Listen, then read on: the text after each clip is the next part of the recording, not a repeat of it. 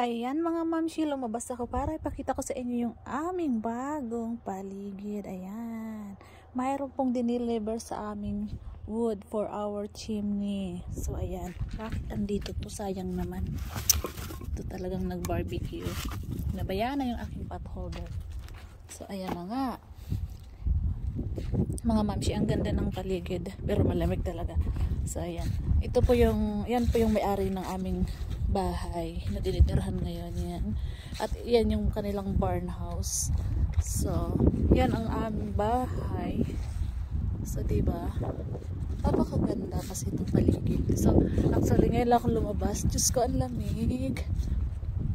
Oh, ayan yung kanilang barn house. So, mayroon ano dyan, cow barn yan.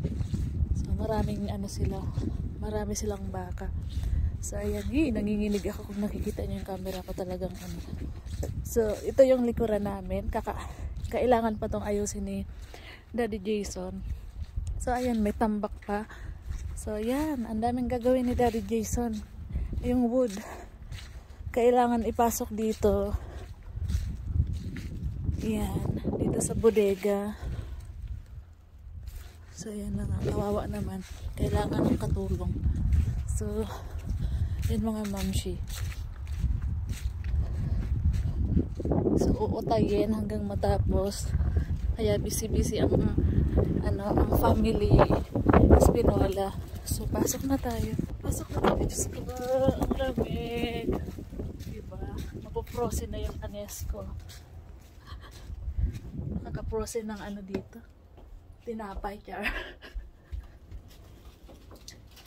So, yan yung bike ni Kuya Biboy at ni Ate Nicole. Di pa na ipapasok sa storage.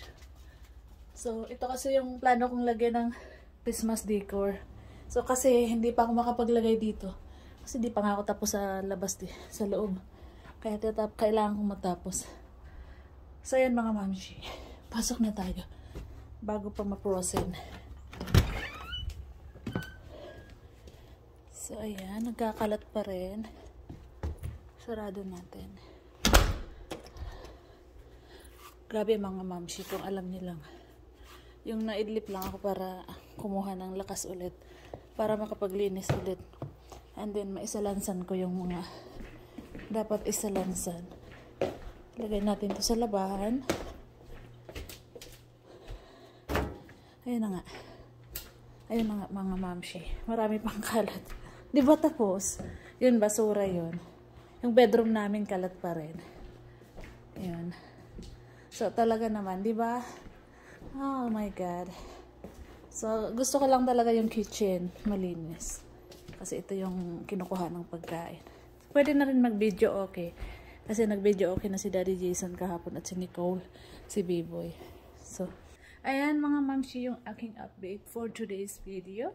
So huwag niyo pong kakalimutan i-follow si Sir Bimo, ang aking kakulab, at ang ating sponsor na si Sansay, si Arbrin. Yan. So huwag niyong kakalimutan yung mga ating mga sponsor. So thank you so much mga mamshis. Bye bye.